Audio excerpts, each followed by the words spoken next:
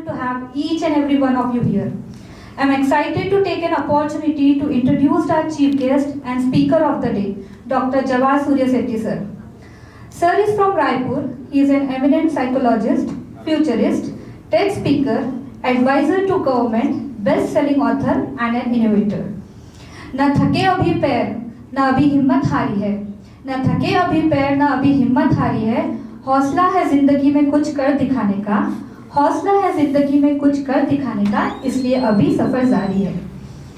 माँ Saraswati is an embodiment of wisdom, knowledge and learning. Let's seek her blessing in all spheres of life. Let us light the lamp of new life, the light of godness, the light of knowledge that dispels the darkness of ignorance. I feel immense pleasure in inviting our respected chief guest, fellow staff on the stage to kindle light to the portrait of MASAC students during examination due to the overwhelming pressure. Recognizing this issue, we have concentrated our efforts on organizing orientation programs in Amravati. It is noteworthy that while inspirational programs are very common in metro cities, are very oftenly looked in smaller cities like Amravati. In response, we have committed ourselves to engage directly with students. To spearhead this crucial endeavor, we are privileged to have the expertise of Jawahar Surya Setty sir, whose mastery in this domain is invaluable. His involvement ensures that our efforts to alleviate the examination-related challenges faced by students in Amravati are not only effective but also tailored to specific needs. Now I would like to request Jawahar Surya Setty sir to enlighten us with his knowledge and experience. Please welcome sir to the big round of applause. इसको तो tension का को लेने का. अच्छा. It suits Maharashtra. Anyway, पहले तो आप एग्जाम सीजन है, मैं मानता हूँ इस चीज को, और आजकल के बच्चों से ज्यादा मम्मी पापा को टेंशन रहता है. बच्चों को थोड़ा कम हो गया टेंशन लेना आजकल. I have seen this very good. ये अच्छी बात है कि आप लोग बच्चे अगर कम टेंशन ले रहे हैं तो अच्छी बात है, लेकिन उनके कम टेंशन को बराबर करने के लिए मम्मी पापा हैं. उन्होंने अपना टेंशन बढ़ा दिया. We will talk of not particularly, क्योंकि क्या है, मैं बहुत पढ़ा, हाँ, और पढ़ने के बाद में मैं कॉन्फिडेंट हूँ कि जितना मैं पढ़ा उतने में मैं अच्छे नंबर ले आऊँगा. लेकिन एग्जाम हॉल में जाके मैंने माइंड मैनेज नहीं किया. वो फर्क करता है एक अच्छे रिजल्ट में और एक खराब रिजल्ट में. तो हम लोग आज बेसिकली बात ये करेंगे कि how do we manage our mind for any exam. हाँ, उसमें स्ट्रेस से कैसे डील करना, स्ट्रेस से कैसे जीतना, हाँ, अपने माइंड को क्या करना चाहिए जिससे कि वो अपने कंट्रोल में रहे, वो एग्जामिनर के कंट्रोल में ना चले जाए. हाँ, so all this things will discuss today. पहली चीज है, एट बहुत सिंपल सी चीज है. ये आदमी क्यों बोल रहा है इतनी दूर से, ये मत सोचिएगा, लेकिन इसको लागू करेंगे तो आपको समझ में आएगा क्यों बोल रहा हूँ मैं. बच्चों को एग्जाम के टाइम में आदत रहती है कि वो रात को भी पढ़ते हैं. अगर आपका your mind is a different organ all together. आपके शरीर में सिर्फ माइंड ऐसा ऑर्गन है जिसको आपको काबू में रखना पड़ता है, बाकी सब आपके काबू में है.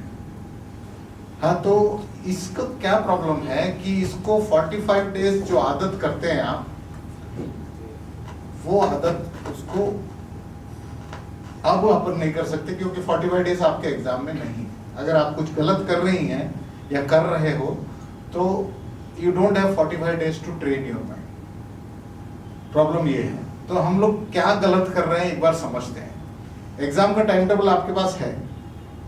अगर मान लीजिए 9 से 12 या 10 से 1 बजे तक एग्जाम है, तो माइंड को 10 से 1 या 9 से 12 जो एग्जाम का टाइम है उसमें पीक करना चाहिए. It has to be trained to peak performance at that period of time. लेकिन एग्जाम के एक दिन पहले तक मैं रात को पढ़ रहा हूँ, जब मेरा माइंड पीक कर रहा है, आपने उसकी आदत कर दी है रात को पीक करने की, और एक्सपेक्ट कर रहे हो कि एग्जाम लिखने जब मैं जाऊंगा तो 9 बजे वो पीक करेगी. पॉसिबल नहीं है.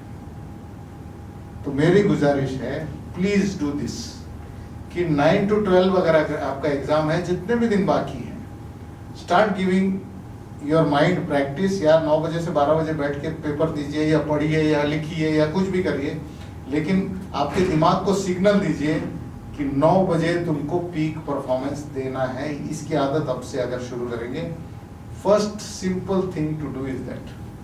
हम इसकी आदत को समझ ही नहीं रहे हैं कि तुम रात को आदत कर रहे हो, सवेरे मांग रहे हो पीक परफॉर्मेंस, गलत। हाँ, तो this is a very simple formula, but do it. अब से अगर आप प्रैक्टिस करिए एग्जाम का टाइम टेबल के हिसाब से आपके दिमाग को पीक परफॉर्मेंस करने की। Is that fine? यहां तक समझ में आ रहा है आपको? सेकेंड, मेरा दिमाग जो है वो कैसे काम करता है, how does it work? So what ever I eat and drink, जो भी मैं खाता पीता हूं, वो मेरे डाइजेस्टिव सिस्टम से एकदम महीन होकर चला जाता है खून में, और खून के द्वारा इस खून वाटर निकालता है उसमें से, और उस ऑक्सीजन को ब्रेन तक पहुंचाता है through that water. This is the process. मेरे शरीर में 70% पानी है, सबके शरीर में इतना ही है। 70% वाटर। जब स्ट्रेस होता है मुझे, तो शरीर का टेम्परेचर थोड़ा बढ़ता है 1 डिग्री। उससे क्या होता है, पानी की मात्रा कम हो जाती है शरीर में ड्यू टू इवेपोरेशन। स्वेट ज्यादा होने की वजह से पानी कम हो जाता है, और ये पानी जो खून में है वो भी कम हो जाता है। इसका मतलब ब्रेन में जो ऑक्सीजन पहुंच रहा है वो कम हो जाता है। Lack of oxygen in the brain is known as lack of concentration. Good amount of oxygen in the brain is known as concentration. Simplified form में मैं आपको बता रहा हूं।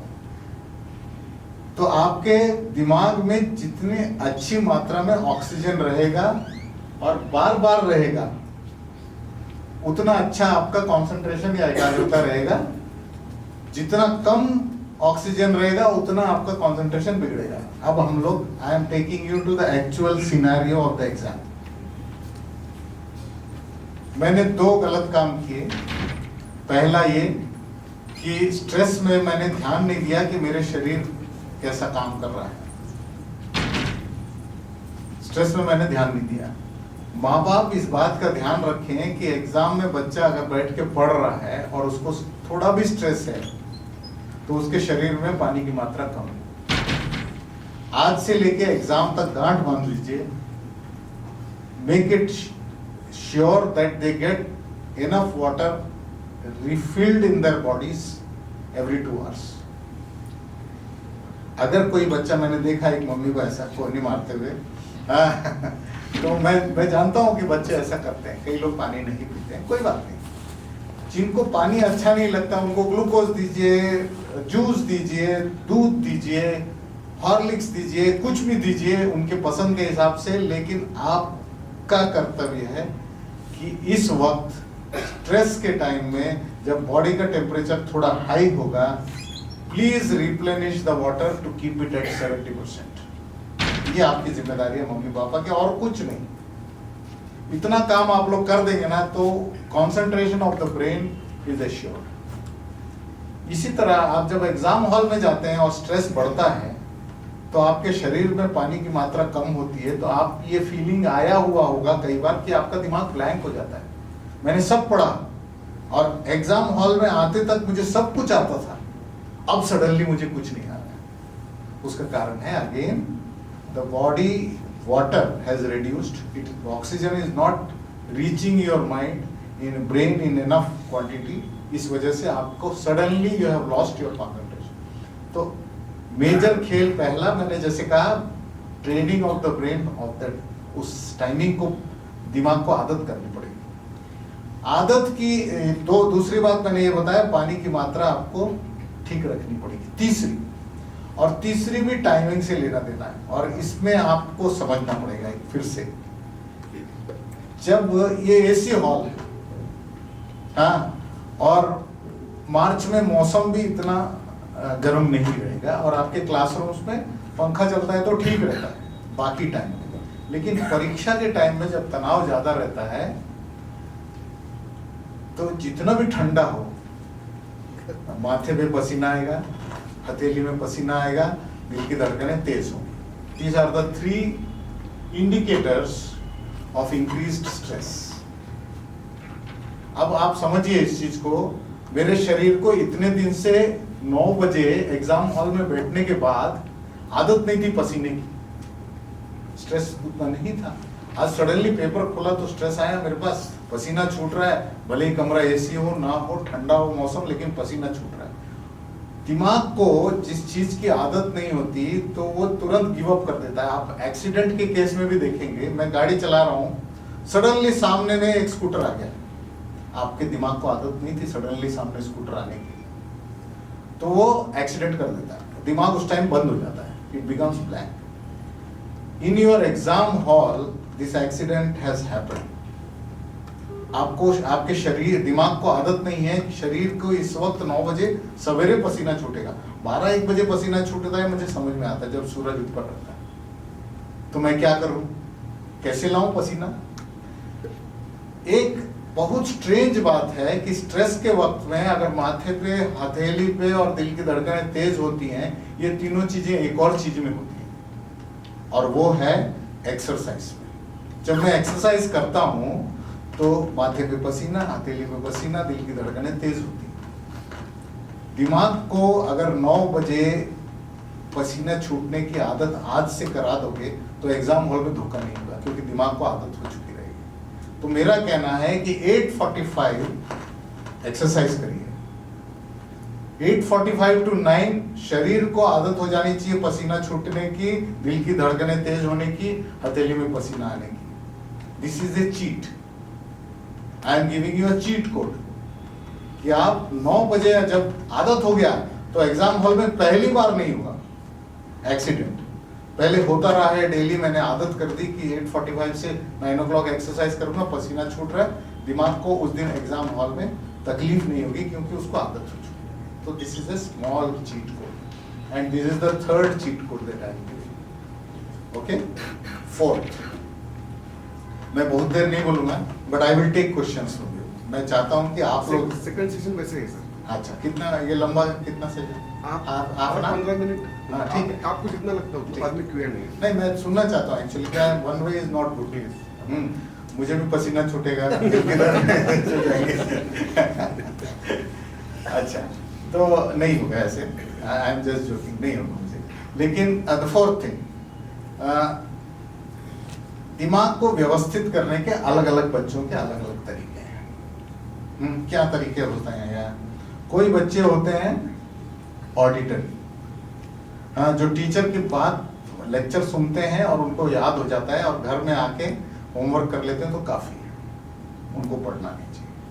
तो उनको उनके कान से ब्रेन वेल कनेक्टेड है। दूसरे बच्चे हैं विजुअल, यानी जो कंप्यूटर से काम करते हैं या वीडियो देख के सीखते बेहतर हैं, वीडियो क्लासेस से बेहतर समझ में आता है। तीसरे होते हैं काइनेस्थेटिक, जिनको करने से फायदा होता है, यानी लेबोरेटरी में वो अच्छा काम करते हैं, प्रैक्टिकल्स अच्छा करते हैं। एग्जाम हॉल के पहले, एग्जाम के पहले आप स्कूल नहीं जा रहे, आप पीएल ले चुके हो, हाँ, और स्कूल ने नहीं दिया तो भी आपने ले लिया, हाँ। तो अब क्या करें?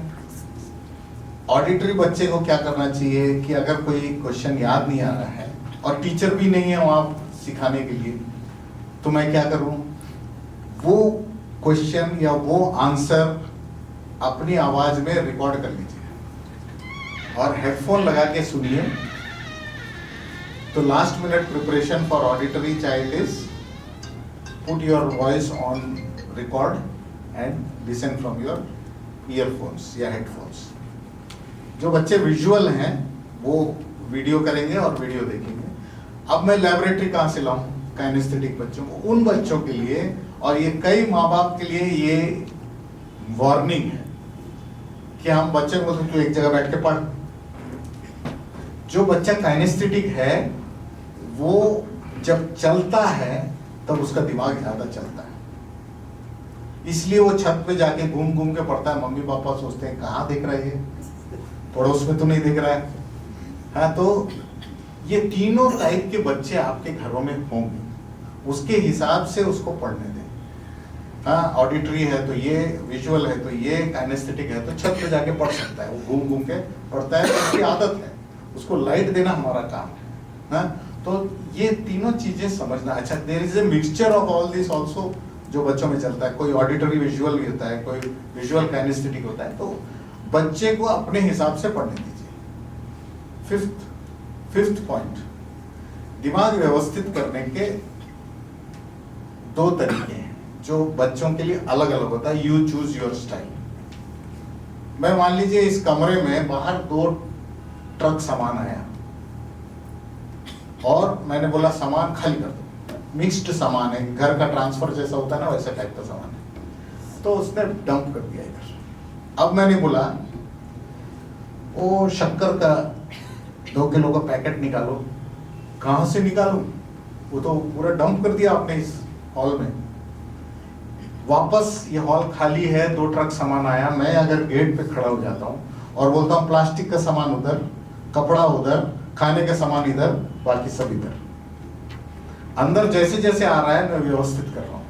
अब आप मुझे बोलोगे कि 2 किलो शक्कर का पैकेट निकालो, तो मैं उधर जाऊंगा और 2 किलो शक्कर निकालूंगा। आपका दिमाग ये रूम के जैसा है। Eight this point of time your brain is like this room. जितना सामान डालो वो लेता जाएगा, वो मना नहीं करेगा कभी भी। आप 4 घंटे पढ़ो, 5 घंटे पढ़ो, 6 घंटे पढ़ो, मना नहीं करेगा। लेकिन जब आपकी उल्टी करने की बारी आने, एग्जाम इज ए वॉमिट, आप जो पढ़े हो वो चीज आप निकालना चाहिए वहां पे। This is exam. जब उल्टी करने की बारी आएगी तो वो निकलेगा नहीं दिमाग से। And that is where organising the brain is important. जो मैं खड़ा होके कर रहा था, सूत्र समझिए इसको। मुझे कुछ मटेरियल लगता है कि मेरे लिए आसान है, इजी है, हाँ वो, और दूसरा मटेरियल लगता है कि ये बार बार पढ़ना चाहिए मुझे क्योंकि ये थोड़ा मुश्किल लग रहा है। सवेरे 7 o'clock से लेके 11 o'clock तक your brain is good for material that is simple. School सवेरे क्यों लगता है? इसीलिए लगता है क्योंकि आपका दिमाग पहली बार कोई चीज पढ़ रहे हो तो वो उस वक्त शॉर्ट टर्म मेमोरी में जाता है, वो चीज स्कूल में पढ़ाते हैं। ठीक है, होमवर्क क्यों देते हैं? क्योंकि जो आपने स्कूल में पढ़ा है उसको आप शाम को फिर से करेंगे, तो ये फॉर्मूला है 148/7। यानी अभी मुझे कुछ पढ़ाया, 48 घंटे के अंदर आपने दूसरी बार पढ़ा, 7 दिन के अंदर आपने तीसरी बार पढ़ा। दिमाग के शॉर्ट टर्म मेमोरी में से लॉन्ग टर्म मेमोरी में मटेरियल ट्रांसफर इस तरह से होता है। इसलिए स्कूल क्या करता है, सवेरे पढ़ाता है, होमवर्क देता है जिसको 2 दिन के अंदर आपको देना है, यूनिट टेस्ट लेता है 1 हफ्ते में 1 बार। हम लोग खूब गाली निकालते हैं स्कूल में, कितना टेस्ट है, कितना होमवर्क है, इस वजह से होता है। तो during your exam please plan your revision like this. 7 to 11 any material that is easy, please do it. Any material that requires revision, use it in the evening from 4 to 8. हाँ, थोड़ा difficult material जो पहली बार पढ़ रहे हो वो पहली बार सवेरे पढ़ना, दूसरी बार से वो शाम को पढ़ना। तो plan your time table in this way. उससे जो मैं जो कह रहा था कि दरवाजे पे खड़े होकर जो मटेरियल मैं कर रहा हूँ वैसा होता है। मैंने कहा 2 तरीके के होते हैं। एक होता है कि मुश्किल पहले पढ़ूं कि आसान पहले पढ़ूं। तो बच्चों के अलग अलग थ्योरीज हैं इसमें। बच्चे कोई कहते हैं कि मुश्किल पहले पढ़ लेते हैं और उसके बाद आसान तो बाद में वैसे भी पढ़ लेंगे। इसका एक और थ्योरी ये है कि आसान मैं पहले पढ़ता हूं तो मुझे मोमेंटम मिलता है कि मेरे दिमाग को कॉन्फिडेंस आता है कि मैं अच्छा कर रहा हूं, और फिर मुश्किल पढ़ते हैं। इसमें सही गलत कुछ नहीं है, आपको जो सही लगता है वो करिए। डोंट आस्क एनीबॉडी फॉर पहले मुश्किल पढ़ना चाहिए, पहले आसान पढ़ना चाहिए। जो आपका दिमाग करता है वो करिए। Please do it as per your wish. Last point that I want to make is कि ड्यूरिंग योर एग्जाम्स आपको एग्जाम हॉल में घुसने से पहले कई चीजें हैं जो आपको स्ट्रेस देती हैं एग्जाम के अलावा। क्या कि एक तो मुझे अगर सेंटर पता नहीं है तो एक दिन पहले जाके सेंटर देख लीजिए, क्योंकि आखिरी मिनट में आप अगर 7:30 8:30 बजे निकले 9 बजे पहुंच जाऊंगा करके और अपने सेंटर जो सोचा वो नहीं निकला या उसका रास्ता बंद निकला, आपको घूम के जाना पड़ेगा कहीं से, तो आपका स्ट्रेस बढ़ता है, which is not good for you at 9 o'clock। तो एक दिन पहले जाके सेंटर देख लीजिए, कोई गलत नहीं। दूसरी चीज, आखिरी मिनट में तैयारी करने में आपके कंपास बॉक्स में एडमिट कार्ड छूट जाएगा, पेंसिल छूट जाएगा, तो एक दिन पहले उसको व्यवस्थित रखिए। तीसरी बात, आपके टेबल में जब आप पढ़ने बैठते हो तो मम्मी बहुत बार बोलती हैं ये चीज, मम्मियाँ, कि तुम लोग जब पढ़ लेते हो तो टेबल को व्यवस्थित रखा करो। हाँ, वो क्यों बोलती हैं? क्योंकि जब आपको चाहिए रहता है वो किताब नहीं मिलती और वो स्ट्रेस बढ़ाता है आपको। हाँ, तो मम्मियाँ कहती इसीलिए है, साइंटिफिक तरीके से नहीं कहती होंगी, लेकिन है ये कि अगर व्यवस्था नहीं रखोगे अपने टेबल की, तो जब किताब की जरूरत रहेगी नहीं मिलेगा, जब नोट्स की जरूरत रहेगी नहीं मिलेगा। तो व्यवस्थित रखिए कि कल का एग्जाम जो है उसी की किताबें रखिए, जो एग्जाम खत्म हो गया उसको उठा के कहीं दूर दराज में रख दीजिए, उसकी जरूरत नहीं।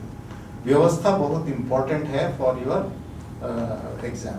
हाँ, it reduces stress. So plan and see that your table is clean, your preparation for the exam is done one day before, along with pencil, pen में इंक डाला है कि नहीं, अगर इंक डाला है तो आजकल तो इंक डालते नहीं है, और जिस कलर का पेन चाहिए वो है कि नहीं, अगर कई बार स्केच पेन चाहिए कोई ड्राइंग के लिए तो वो है कि नहीं, कभी प्रोट्रैक्टर चाहिए या राउंडर चाहिए, वो चीजें हैं कि नहीं, एक बार देख लो उसको। लास्ट, मम्मी पापा अभी तक सब उनके बारे में अच्छी बातें हैं। अब एक बात होगी जिसको आपको अवॉइड करना चाहिए। क्या? मम्मी ने सब्जी बनाई, उनको पता है कि बगल वाली गुप्ता आंटी को करेले की सब्जी अच्छी लगती है जो मैं बनाती हूँ, तो आप एग्जाम दे रहे हैं, बेटा एक काम करना, गुप्ता आंटी को ये करेले की सब्जी दे दिया, तो आप जाते हो। अब मम्मी ने पहले डिस्कशन में लेडीज में बोला है कि मेरी बेटी बहुत मेहनत कर रही है, इस बार 90% आएगा, या मेरा बेटा, मैं पक्षपात नहीं कर रहा हूँ, बेटा भी हो सकता है। तो जब लेके जाती है तो गुप्ता आंटी पूछती है, बेटा 90% आएगा? अब क्या हो गया? मेरे ऊपर सिर्फ प्रेशर मेरे मम्मी पापा का नहीं है, गुप्ता आंटी का भी है। ये हमने मम्मी पापा का प्रेशर को और 50% बढ़ा दिया गुप्ता आंटी के प्रेशर से, और ये गुप्ता आंटी का प्रेशर जो है वो सिर्फ बच्चे पे नहीं है, मम्मी पे भी है, कि मैंने जो बोला वो तो सच करना पड़ेगा बेटा तेरे को। अच्छा, उस दिन क्या हुआ कि एग्जाम दी, बच्चों को अंदाजा लग जाता है कि बहुत अच्छा हुआ, नहीं हुआ, 80 आएगा 90 आएगा।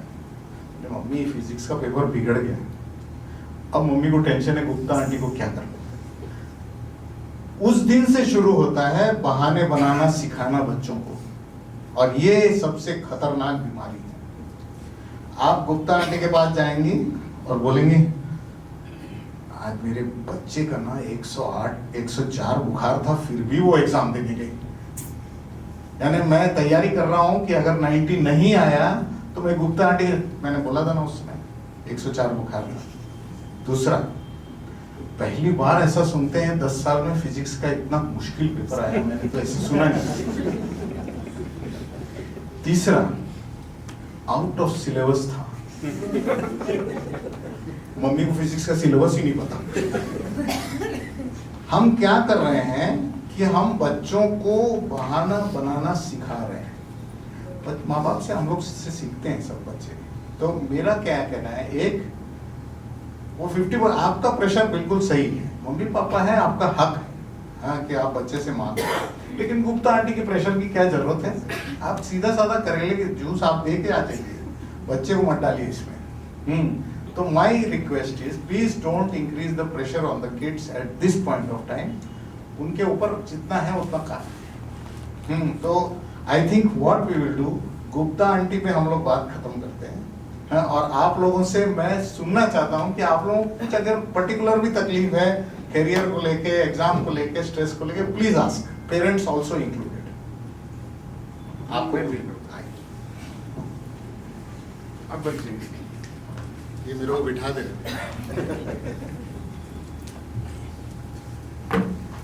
नमस्कार। इनको ये बोला, सर्वे ये था कि वहां पर लगभग 3 लाख बच्चे पढ़ाई करते हैं,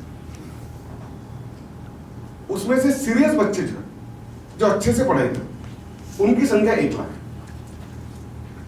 बाकी तो टूरिज्म के लिए गए। 1 लाख बच्चों में से रिजल्ट सिर्फ 10,000 बच्चों का आता है। 90,000 बच्चों ने पढ़ाई की है, मेहनत की है, अच्छा कोचिंग लगाया है, सब कुछ अच्छा किया है। हमने जब उसका सर्वे निकाला गया कि इन 90,000 के साथ में क्यों इनका रिजल्ट नहीं लगा, एक शॉकिंग फैक्ट ध्यान में, बच्चे ने उस दिन 3 घंटे का प्रेशर वो झेल नहीं पाया। ये बात में कितने दिन में सब चीजों ये हर जगह की कहानी है, कोटा की कहानी ही नहीं है। अगर आपके यहाँ पे क्या कहते हैं अमरावती में 3,000 बच्चे अगर पढ़ रहे हैं, उसमें से 1,000 बच्चे सीरियस हैं, सेम रेशियो है। हाँ, मैं इल्ज़ाम कोटा पे इसलिए लगा रहा हूँ क्योंकि वहाँ 3 लाख है। हाँ, वहाँ लाख बच्चे सीरियस हैं, बाकी टूरिज्म है। अमरावती में टूरिज्म नहीं, क्योंकि वो घर में बैठ के पढ़ रहे हैं। तो 1,000 बच्चे आपके सीरियस निकले, उसमें से मान लीजिए 10 बच्चे क्वालिफाई हुए, ratio same, the ratio is the same. मेरा मेजर सवाल वो नहीं है, क्योंकि सीटें उतनी हैं तो उतने ही बच्चे जाएंगे। बाकी 90,000 बच्चे का मेरा प्रॉब्लम नहीं है। मेरा प्रॉब्लम है जब रेशियो वही है, चाहे अमरावती हो, नागपुर हो, कोटा हो, तो मैं कोटा क्यों भेजता हूँ? ये भेड़ चाल वाली जो बात है ना, ये मेरी समझ में नहीं आती। ये भेड़ चाल है कि मेरा दोस्त जा रहा है या मम्मी पापा बोलते हैं वो जाके वहां सिलेक्शन हुआ, वो 1,000 में था, लाख में से जो 1,000 सेलेक्ट हुए या 10,000 सेलेक्ट हुए, उसमें वो था, वो चला गया। उसको देख के मैं लाइन लगा दूं कोटा के पीछे तो मेरे बच्चे का सिलेक्शन हो जाएगा, जरूरी नहीं। और जरूरी ये भी नहीं है कि उसका सिलेक्शन नहीं हो। हाँ, अगर वो कोटा में है, अमरावती में है, the result is the same. Number of students का एब्सोल्यूट नंबर जो है वो कम ज्यादा हो। तो मुझे लगता है कोटा भागने से, और कोटा में जो सुसाइड के केसेस आज की तारीख में जो हाईलाइट हो रहे हैं, ये सब चीजें ना एक्सेसिव प्रेशर की वजह से। और उसमें एक्सेसिव प्रेशर कोटा में जाने से प्रॉब्लम ये है कि पेरेंट ने लाखों रुपए खर्च करके वहां भेजा, उसके अलावा लाखों रुपए उनके खाने पीने रहने की व्यवस्था करने में भेजा, वो प्रेशर भी बच्चे पे रहता है। इसके अलावा 3 लाख बच्चों को और देख के और वो लोग को दिन भर पढ़ते हुए देख के और प्रेशर जुड़ता है। तो कोटा भेजने का प्रेशर जो है उससे मुझे लगता है कि बचना चाहिए। मेरे 3 क्वेश्चन है जो मैंने पेरेंट्स से लिए थे। हमने क्वेश्चन सर आपने बोल तो दिया, जैसा अभी इन बच्चों की शायद 2 बजे एग्जाम होगी या JEE वालों की अलग टाइमिंग पर होगी। आपका ये बोलना है कि उस बायोलॉजिकल क्लॉक में तैयारी करने को ना करके, यही बोलना है? ये आया है ध्यान में, इसमें कोई प्रॉब्लम नहीं है इसमें? सर इसका इतना इंपॉर्टेंस है? अगेन हाईएस्ट इंपॉर्टेंस इसको मुझे देना चाहिए। उसका कारण क्या है? All of you have learned subjects, जो भी सब्जेक्ट्स हैं, फिजिक्स, केमिस्ट्री, मैथ्स, बायोलॉजी, आप सबने सीखा है। आपने जितना ग्रहण किया वो उसमें फर्क हो सकता है, बट सेम किताब से आप लोगों ने सीखा है, हो सकता है सेम टीचर से भी सीखा हो। तो मेरा डिफरेंशिएटर सब्जेक्ट का क्वांटिटी नहीं है, मेरा डिफरेंशिएटर है कि आपका माइंड उस वक्त कितना अच्छे से काम कर रहा है, या कितना अच्छे से काम करके वो आउटकम दे पा रहा है जो देना है उसको। For that the differentiator is only your mind and your friends mind और एनीबडीज माइंड। मेरा ज्यादा ध्यान इसीलिए आपके दिमाग पे है क्योंकि आप लोगों ने जितना पढ़ना था पढ़ लिया, यू आर डन। उससे ज्यादा पढ़ने से कोई फायदा होने वाला नहीं है। अब क्या है, द ग्लास इज फुल, इसके ऊपर और डालोगे तो बाहर नहीं गिर जाएगा। अब इस ग्लास के में जितना भरा हुआ है उसको व्यवस्थित रखूं, उसके लिए मेरे दिमाग की जरूरत है। और इसलिए मैं कह रहा हूं कि योर माइंड नीड्स, इसलिए हम बोलते हैं, क्यों बोलते हैं कि पेपर्स, पूरा पास्ट पेपर्स प्रैक्टिस करिए। व्हाई डू यू से इट? क्यों बोलते हो कि पुराने पेपर करना चाहिए प्रैक्टिस? 2, पहला, मुझे पता चलता है कि टाइमिंग 3 घंटे में कैसे सेट करना है। ये दिमाग का खेल है। टाइमिंग 3 घंटे में सेट करना, कौन से क्वेश्चन में कितना लिखना, इसमें नंबर कितने हैं, ये सब चीजें मेरा दिमाग ऑलरेडी कंडीशनड है। हाँ, जितना प्रैक्टिस आपने किया है, तो दिमाग जब इतना काम कर रहा है तो उसको पीक परफॉर्मेंस में उस वक्त लाऊंगा तो सब्जेक्ट में एक्स्ट्रा एक पेज पढ़ लूंगा, उससे ज्यादा डिविडेंड मेरे दिमाग देगा। इसलिए मैं बोल रहा हूँ कि योर टाइमिंग का जो ये बायोलॉजिकल क्लॉक को प्रैक्टिस कराने का और दिमाग को उस वक्त पीक परफॉर्मेंस देने का will give you 10 marks extra, but that 1 page extra जो आप पढ़ना चाहते हो कंटेंट में will not give you 10 marks extra. This is the reason why I say. एक लास्ट क्वेश्चन जो हमको आया था सर, कुछ तो लोग कहेंगे ये कितना कंट्रीब्यूट करता स्ट्रेस में? बहुत। मैंने आज गुप्ता आंटी की बात कही, यहाँ कुछ तो लोग इस गुप्ता आंटी, तो कुछ तो लोग में मैं आप लोगों से थोड़ा सा बच्चों से मैं इस बार कहना चाह रहा हूँ, there are some things you will need to learn to ignore. आप इस वक्त 16, 17, 18 साल के उम्र में, आप में इतनी मैच्योरिटी है कि मेरा अगर लक्ष्य जो है, मैं इसमें आपके मदर्स की दाद देता हूँ, आप समझो इस बात को। This example I keep giving again and again, कि अगर आपने कहा कि क्या क्लासेस है सर, वे हाँ, वे क्लासेस में मैं पढ़ रही हूँ। आज कोई जवाहर सर आने वाले हैं, सफेद बाल वाले, हाँ, 7:30 बजे उनकी क्लास है। डेली मैं 8:30 बजे जाती हूँ, आज 7:30 बजे जाना है, एक्स्ट्रा क्लासेस है, तो मुझे मम्मी नाश्ता 1 घंटा पहले दे देना। मम्मी क्या करती है, 5:30 बजे उठती है, 6 बजे तक नाश्ता बनाती है, 6:30 बजे आपको उठाएगी, आप तैयार होगे, नाश्ता मिलेगा। पिछले जितनी आपकी उम्र है 15, 16, 17, 18 साल की, कभी भी मम्मी ने हर रोज जो नाश्ता दिया उसमें टेस्ट कम नहीं हुआ, बेहतरीन नाश्ता दिया आपको।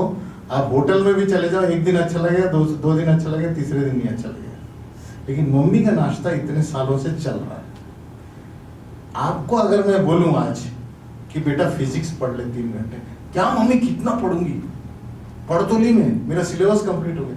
हमको बोरियत महसूस होने होती है वही काम लगातार करने से। सस्टेन्ड एफर्ट ब्रिंग्स बोर्डम, लेकिन मम्मी का सस्टेन्ड एफर्ट बोर्डम नहीं लाता। क्यों? क्योंकि उनका लक्ष्य बिल्कुल क्लियर है कि मुझे अपने बच्चे को बेहतरीन इंसान बनाना है, उसके लिए जो करना पड़ेगा मैं करूंगी। और ये लक्ष्य जो हर रोज उनको ना ड्राइव करता है, give good breakfast to my husband, give good breakfast to my children, give good food. मैं जो कर सकती हूँ बच्चों के लिए, मेरे पास जितने रिसोर्सेज है उसमें दूंगी। आपके सवाल का जवाब यही है कि वो ये नहीं सोचती हैं कि अरे किटी पार्टी में नहीं जा पाई, क्यों, मेरे बच्चों का एग्जाम है, उन्होंने किटी पार्टी छोड़ा। तो you will have to ignore that, कुछ तो लोग कहेंगे, to see that that goal is achieved, जो आपकी मम्मी दिन रात कर रही है या आपके पापा दिन रात कर रहे हैं, टू पे द फीस जो पापा कर रहे हैं। कभी एक्स्ट्रा काम करते हैं, कभी कुछ करते हैं, लेकिन लक्ष्य वही है कि मेरे घर में बेहतरीन सुविधाएं मैं दे सकूं। तो ये कुछ तो लोग कहेंगे, देखने के लिए अमर प्रेम जाने की जरूरत नहीं है। अमर प्रेम का है ना सर, शायद हाँ, अमर प्रेम का है। हाँ, ये आप लोग कम सफेद है तो मुझे, हाँ नहीं, अमर प्रेम आपके टाइम का नहीं है। तो आपके टाइम का नहीं है क्या, ऐसा बता रहे हैं? इन्होंने मेरे को याद दिला दिया मेरी उम्र। चलो, तो कुछ तो लोग कहेंगे, you will have to learn from your parents that sometimes you will have to ignore some things. आपको सीखना पड़ेगा क्या छोड़ूं क्या नहीं छोड़ूं। जैसे मम्मी ने किटी पार्टी छोड़ा या पापा ने शादी में जाना छोड़ा क्योंकि खर्चा ज्यादा हो रहा जाने में। तो कुछ चीजें आपको अपने मम्मी पापा से सीखना होगा कि कुछ तो लोग कहेंगे, लोगों का काम है कहना छोड़ो बेकार की बातों में बीत न जाए रहना। टाइम इज इम्पोर्टेंट, रहना इज इम्पोर्टेंट।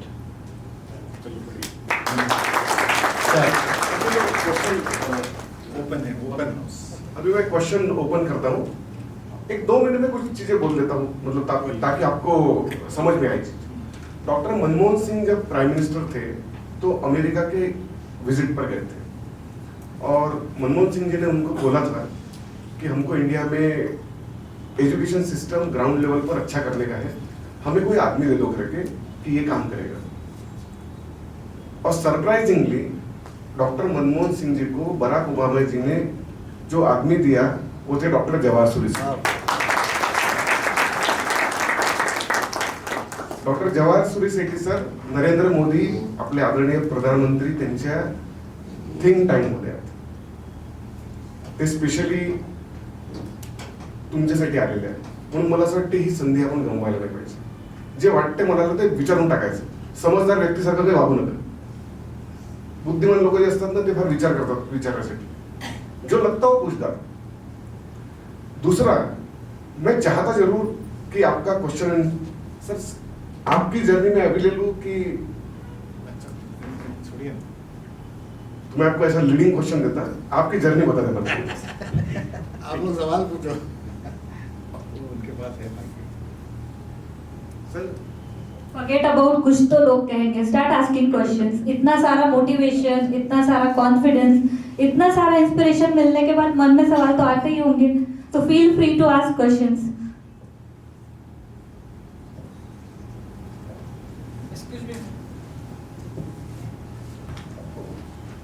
हाँ सर. सर पेरेंट्स के ओवर एक्सपेक्टेशन से स्ट्रेस लेवल बच्चों की ज़्यादा बढ़ती है या उन पूंछ में आग नहीं लगाते ना तो लंका नहीं जला पाते. देयर इज, ये लाइन है आपको दिख रहा है क्या पीछे में? This is the line. हाँ, दिस इज नोन एज ये स्ट्रेस का लाइन. ठीक है, मैं खींच रहा हूँ इसको नीचे. जैसे जैसे एग्जाम आता है तो ये लाइन ऐसे बढ़ती जाती है और ये लाइन यहाँ पे है. ये लाइन तक जो स्ट्रेस है ये अच्छा होता है. It is known as eustress. वो स्ट्रेस के बगैर आपका पढ़ने का मोटिवेशन नहीं है कि मैं उस मेरी कमीज उसकी कमीज से सफेद कैसे. वो फीलिंग जो आती है वो इस लाइन तक आती है. और वो ही आपको विनर बनाती है. तो स्ट्रेस आपको बच्चों को थोड़ा प्रेशर डालने में कोई गलत नहीं. ये लाइन के ऊपर जब आप प्रेशर डालते हो, पागलपन तक वो प्रेशर चला जाता है, तब वो स्ट्रेस डिस्ट्रेस बन जाता है और वो आपके दिमाग पे फर्क करना शुरू करता है. तो माय सबमिशन इज, जब प्रेशर से बच्चा टूटना शुरू करता है रोक देना चाहिए. वो बच्चे का लिमिट है, उसके ऊपर जाने की जरूरत नहीं है. हाँ, तो pressure is good till you stress, after that it is distress. या नेक्स्ट वो बच्चा पूछना चाहता है. सर मेरा सवाल ये है कि सभी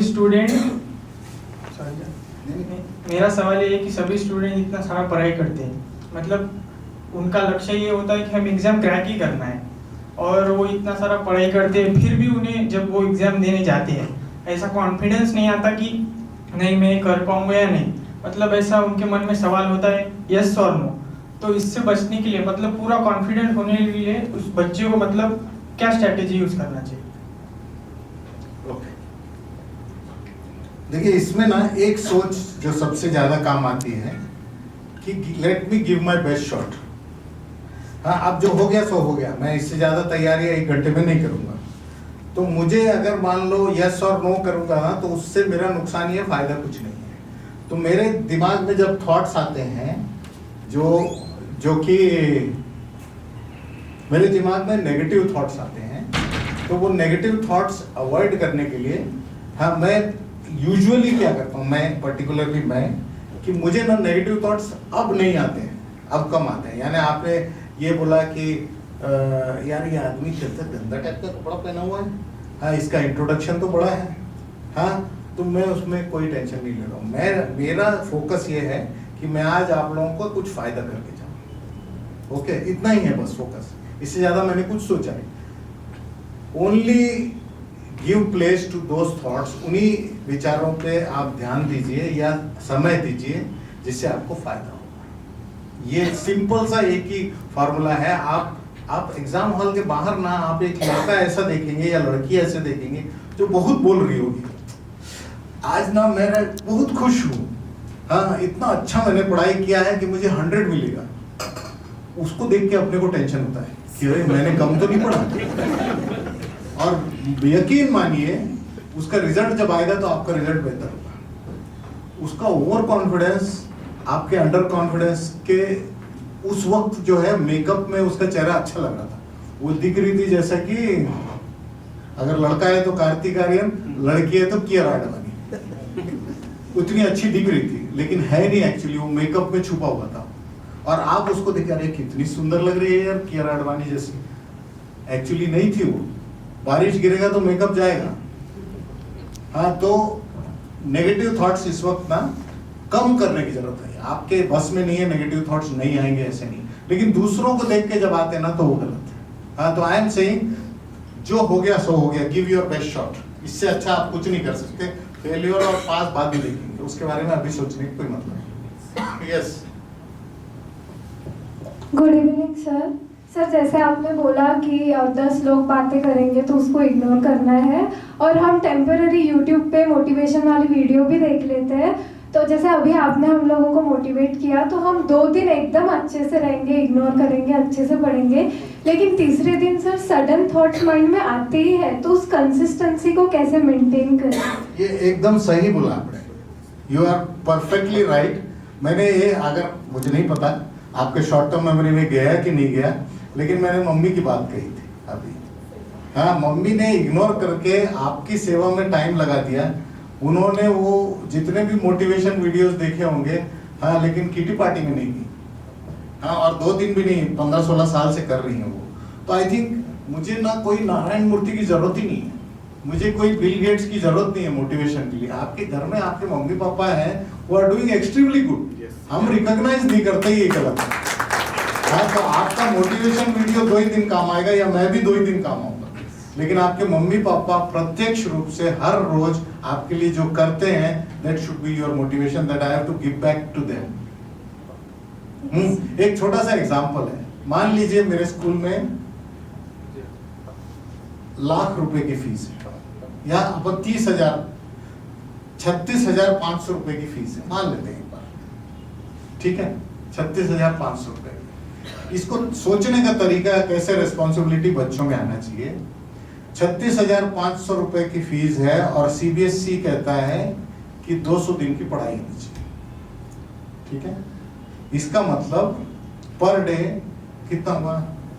185 रुपए अंदाजा।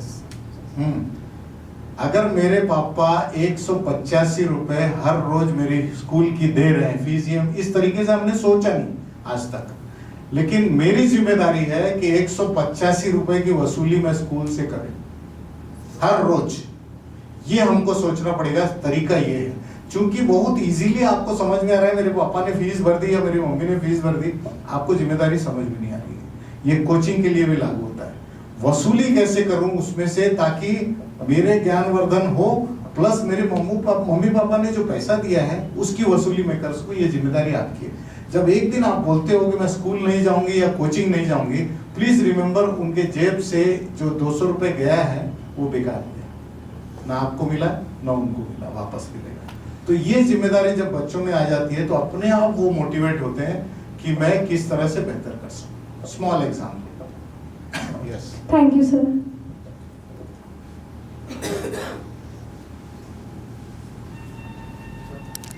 सर, बेस्ट टाइम रिवीजन का कौन सा लेना चाहिए सर, मॉर्निंग में या इवनिंग में? अच्छा, आप लेट आए लगता है।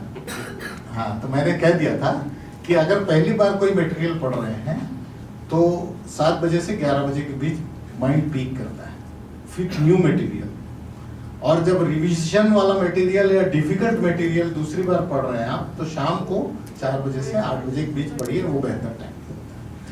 जो ये बीच का टाइमिंग है 1 से 4 बजे या 12 से 4 बजे, ये थोड़ा सा दिमाग का वीक पीरियड होता है, इसीलिए उसमें स्पोर्ट्स पीरियड या जो आप डांस म्यूजिक ये सब करवाते हैं स्कूलों में, वो इस वजह से होना चाहिए।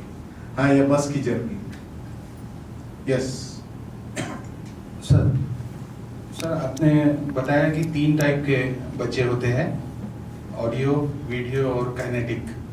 तो इन तीनों में से ज़्यादा सक्सेसफुल कौन रह सकता है? इसमें ना सर, चूंकि एक बहुत क्लियर कट लाइन नहीं है। जैसे मैं ऑडियो विजुअल हो सकता हूँ, मेरे हालांकि मेरी कहानी अलग है, मैं काइनेस्थेटिक, प्योरली काइनेस्थेटिक।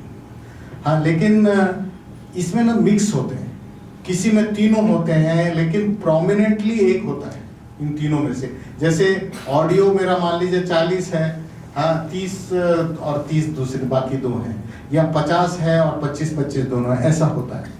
हाँ, तो क्लियर कट अपन बोल नहीं सकते कि ये, लेकिन काइनेस्थेटिक बच्चे जो हैं लाइफ में सक्सेसफुल होते हैं ज्यादा जो प्रैक्टिकल होते हैं बच्चे, उनकी सोच उसी तरह से होती है जो किताबी नहीं होती।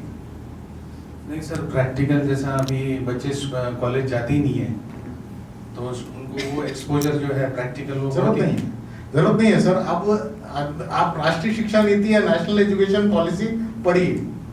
हम ये कह रहे हैं कि आप कॉलेज न जाओ, कॉलेज अगर आपको चाहिए तो हम आपको 6-6 महीने का इंटर्नशिप जाने देंगे, यानी वर्क एक्सपीरियंस लो, और कॉलेज का अटेंडेंस हम दे देंगे, एग्जाम के ईयर एंड में एग्जाम दे दो आप, या सेमेस्टर एंड में। ये राष्ट्रीय शिक्षा नीति कह रही है, यानी academics is important but less important, practical knowledge is more important. हाँ, मैं 2-3 उदाहरण दूंगा सर, आप बैठ जाइए, अच्छा नहीं लग रहा। दूसरा उन्होंने कहा है कि अगर कोई स्टार्टअप करना चाह रहा है, एंटरप्रेन्योर बनना चाहता है, तो उसको अटेंडेंस दे दीजिए, उसको let him work on his own project. तो now like lot of western और डेवलप्ड कंट्रीज, हम भी चाह रहे हैं कि जैसे क्या है कि अगर स्टैनफोर्ड हार्वर्ड में आपको जाना है, हाँ, तो एमबीए करने के लिए आपको 2 साल का मिनिमम वर्क एक्सपीरियंस चाहिए। क्यों? हम तो यहाँ बीबीए के बाद एमबीए कर लेते हैं। क्यों? क्योंकि आपने फार्मा इंडस्ट्री से 2 साल का एक्सपीरियंस लिया, आपने एजुकेशन से लिया, आपने मैन्युफैक्चरिंग से लिया, आपने सर्विस से लिया। जब 4 बच्चे उस क्लास में बैठते हैं तो वो अपने एक्सपीरियंसेस शेयर करते हैं, और वो एक्सपीरियंसेस शेयर करना ही नॉलेज शेयरिंग है। वहां पे क्लासरूम में टीचर जो पढ़ा रहा है वो इम्पोर्टेंट नहीं है, हम 4 लोग जो इंडस्ट्री से एक्सपीरियंस प्रैक्टिकल लेके आए हैं वो शेयर कर रहे हैं, that is important, that is actually MBA. MBA वो नहीं है जो क्लासरूम में एक टीचर बैठ के पढ़ा दे रहा है। तो हम जिस तरह से बढ़ रहे हैं, इंडिया विकसित भारत 2047 में हमारा एम है कि we will be a developed country. अगर डेवलप्ड कंट्री होना है तो वो सोच आनी चाहिए। वो सोच कैसे आएगी कि शिक्षा सिर्फ किताबों की नहीं है, it is more practical and life skills than. इसलिए आपने देखेगा कि राष्ट्रीय शिक्षा नीति में 21st सेंचुरी स्किल्स बोले हैं, जो शिक्षा के समानांतर मुझे हर क्लास में वो 20-21 जो स्किल्स हैं, जिसमें कोऑर्डिनेशन है, क्रिएटिविटी है, क्रिटिकल थिंकिंग है, ये सब चीजों को हर सब्जेक्ट में हमको पढ़ाना पड़ेगा। तो आप देखेंगे 2-3 साल में कि क्वेश्चंस जो आएंगे वो किताबों से नहीं होंगे। आप किताब खोल लीजिए, आपके सोच से आएंगे। ऐसे ही जब आप आईएएस के एग्जाम देते हैं, आपने कोई भी सब्जेक्ट चुन लिया हो, मैथ्स चुन लिया, सोशियोलॉजी चुन लिया, हिस्ट्री चुन लिया, कुछ भी चुन लिया, paper 1 is theory, paper 2 is application to society. यानी मैथ्स का मैं कैसे अप्लाई करूंगा समाज में, ये पेपर 2 है। इसीलिए पेपर 2 में पीएचडी भी होगा, मैथ्स में फेल हो जाएगा, क्योंकि उसने अप्लाई करना सीखा है। तो हर जगह जहां जहां सक्सेस की जरूरत है वहां प्रैक्टिकल नॉलेज की जरूरत है। आपकी डिग्री एक हद तक काम आएगी, लेकिन किताब काम नहीं आएगी। तो this is my theory, I might be wrong, कोई डिसएग्री कर सकता है, लेकिन लाइफ स्किल्स जिसके पास बेहतर है वो कुछ ना कुछ कर लेगा। ये उदाहरण मेरा है, जो ये बोल रहे हैं मेरी जर्नी है, ये उदाहरण मेरा है कि मैं पढ़ाई नहीं किया, लेकिन मैं आज जहां हूं सू।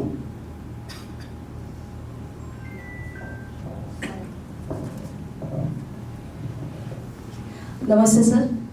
आपने जो अभी स्ट्रेस नहीं आने के लिए प्रिकॉशंस आपने बहुत अच्छे तरीके से बताए हैं हमें, वो हम सब पेरेंट्स के लिए और हमारे बच्चों के लिए यूज़फुल रहेंगे। फिर भी अगर स्ट्रेस आता है, जो भी हम देखते हैं सिम्टम्स की, पसीना आता है या फिर पढ़ाई हुई है लेकिन कुछ याद नहीं आता है, तो उस टाइम कुछ और क्या कुछ ऐसे ट्रिक्स है कि स्ट्रेस आने के बाद वो हम थोड़ा रिलीज कर, हमसे ज्यादा हमारे बच्चे रिलीज कर पाए। बिल्कुल सही। 3 चीजें हैं इसमें, और तीनों चीजें आप एक बार समझिए, बहुत सिंपल है।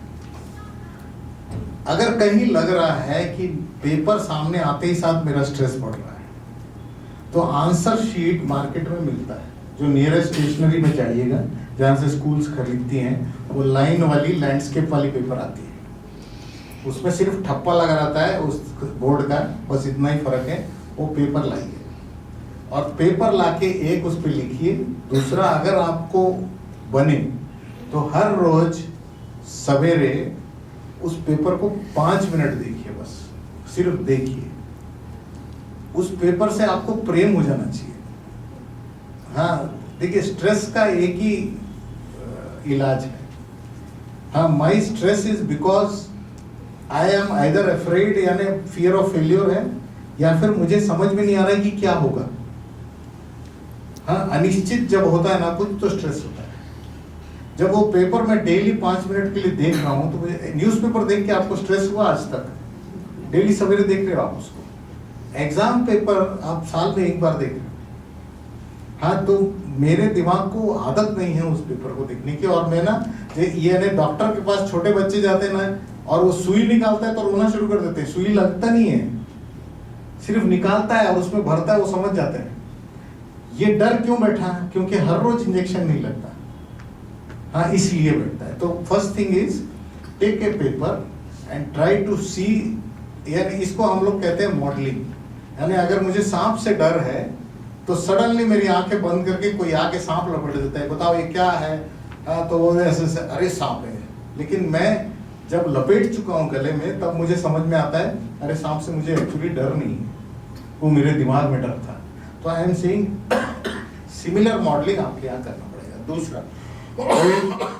दूसरा ये था कि एग्जाम हॉल में एक सूत्र बताऊंगा मैं, इसको बच्चे लोग यूज कर सकते हो, लेकिन इसको क्लास में मत ले जाना, फिर बाद में एग्जाम में ही छोड़ देना, क्योंकि ये सूत्र ऐसा है जो डिस्टर्ब करता है। जैसे मुझे मान लीजिए कोई एक बच्चा, हाँ बेटा कौन सी पिक्चर देखा तुमने अभी लास्ट? हाँ, लास्ट कोई भी पिक्चर? सुल्तान। सुल्तान सुल्तान। सुल्तान, अरे बहुत पुरानी हो गई सर। अच्छा, हे सुल्तान वो गाना है ना, वो क्या नाम था वो गाने का?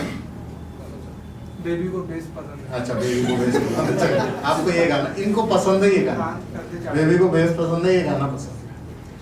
आपने क्या उसको ऐसे कागज में या किताब में पढ़ के, हर रोज पढ़ के ये गाना याद हुआ? नहीं हुआ। क्यों याद हो गया? और फिजिक्स क्यों नहीं याद हो रहा है? ये सवाल पूछा है ना हमने कई बार।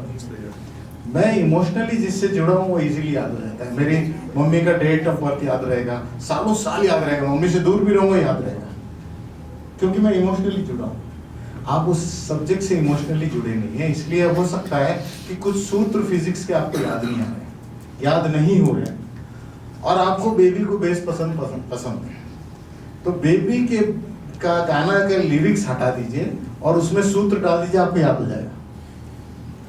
Your brain has hooks which remembers things which you are emotionally connected.